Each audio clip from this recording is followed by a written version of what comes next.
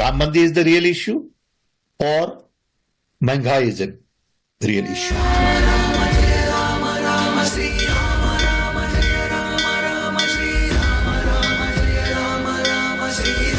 रोटी भी चाहिए, राम भी चाहिए। रोटी जितना महत्वपूर्ण है उससे कम राम महत्वपूर्ण नहीं है। 2024 की रणभेरी बच चुके हैं, जुबानी जंग और तल्ख होती जा रही है, लेकिन बीजेपी अपनी संकल्प यात्रा पर निकल पड़ी।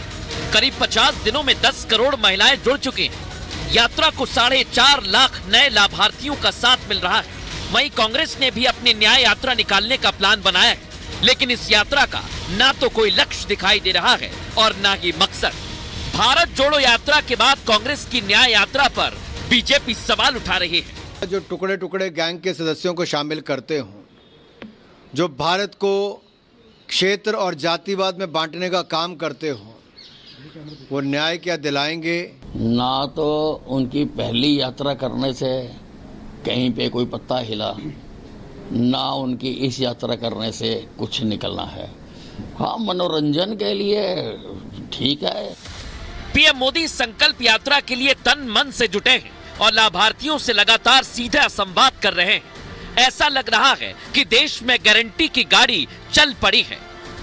एक बहुत बड़ा विकास का महोत्सव चल रहा है।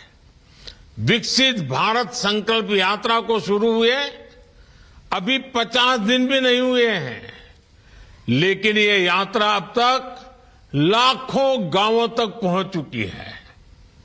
ये अपने आप में एक रिकॉर्ड है। उधर कांग्रेस के अंकल सैम भी सियासी कुएं में कूद फान करने में लगे और 22 जनवरी से पहले करोड़ों लोगों की भावनाओं को ठेस पहुंचाने की कोई कसर नहीं छोड़ रहे। बात होती है हिंदू टेंपल की, बात होती है राम भगवान की। When nation is all involved in Ram temple, Ram मंदिर, दिया जलाओ. To me, religion is a personal thing. Don't confuse it with national agenda. Congress तो सब दिन राम मंदिर को लटका रही थी, भटका रही थी, लेकिन कोर्ट ने दिया। भारतीय जनता पार्टी ने शुरू से लेकर के अंत तक लगा रहा। हमें सफलता मिली, आगे भी सफलता मिलेगी। इंडी के नेताओं को प्राण प्रतिष्ठा कार्यक्रम में आने का न्योता मिला तो कुछ नेताओं ने अयोध्या जाने से साफ इनकार कर दिया। वहीं कांग्रेस नेताओं का अब तक रुख साफ नहीं है और अगर इंडी नेताओं को न्योता नहीं मिलता तो हाय तौबा मचाते नजर आते। वहीं दूसरी तरफ नीतीश दिल्ली दौरे पर है और कयास लगाए जा रहे हैं कि वो इंडी का दामन छोड़ सकते हैं। बहरहाल जो भी हो, लेकिन सवाल यह है कि इंडी में सब कुछ ठीक है तो फिर नीतीश के पाला बदलने की बात क्यों जोर पकड़ रही है। सवाल यह भी कि इंडी अलायंस अगर तुष्टीकरण की राजनीति नहीं करता तो फिर प्राण प्रतिष्ठा के न्योते पर अगर मगर क्यों कर रहा है।